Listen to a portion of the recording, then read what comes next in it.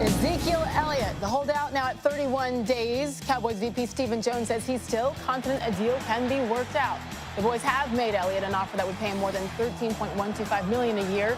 The Jets gave Le'Veon Bell a little less than the $14.375 that the Rams are paying Todd Gurley. So Zeke would be right in the middle of those two very talented players. Here's what Jerry Jones said on Saturday.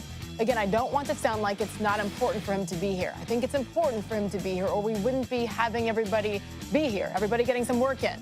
Everything about this is important.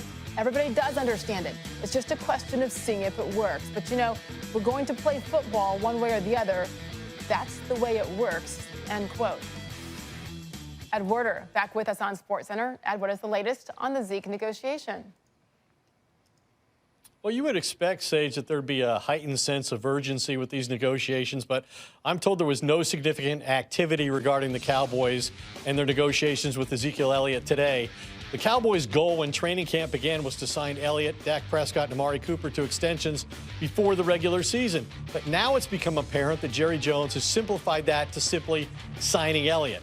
Jones said after the game against the Texans that they don't have to sign 3 players to start the season, just one, Elliott, who continues his holdout. Jones still says he's optimistic, but that'll happen, but he also said he's uncertain that it will, and he said that if that holdout continues into week 1, it seems as though he's preparing to make sure the public blames the right person, the player, noting that Zeke is still under contract. And, you know, it's interesting, Sage, I think one of the issues here with them willing to go beyond Le'Veon Bell, but not as much as Todd Gurley is. When they drafted Ezekiel Elliott 4th overall, you know, a first-round pick comes with 5 years of contractual control. Well, he's only played 3 years, so the Cowboys are willing to do a deal with 2 years left. They're not willing to do a deal, at least not at this point, that makes him the highest-paid running back in football. That's what the Rams did with Todd Gurley. The Cowboys obviously think that was a mistake. Yeah, and not with 2 years left, maybe a year from now. But as Jerry said this weekend, the games will be played regardless. That is our Ed Werder with the latest on Ezekiel Elliott. Michael?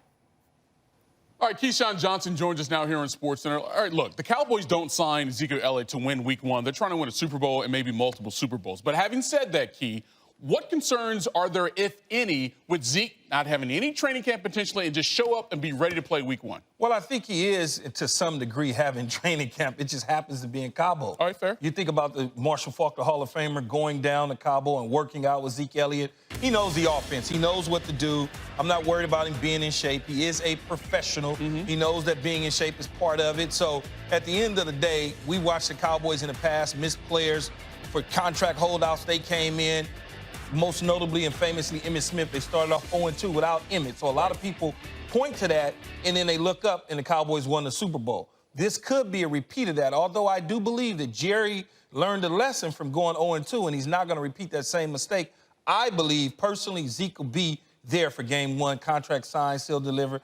Everybody will be hugging and smiling. All good. All good. Yeah, I think one guy looking at that Emmitt Smith situation is Ezekiel Elliott, trying to play it for himself as well. But Key's going to sit tight because there's a certain receiver we need to ask you about. Yeah, I'm we so got to do tired, it, man. I got to always answer those questions about him. It's funny how that works.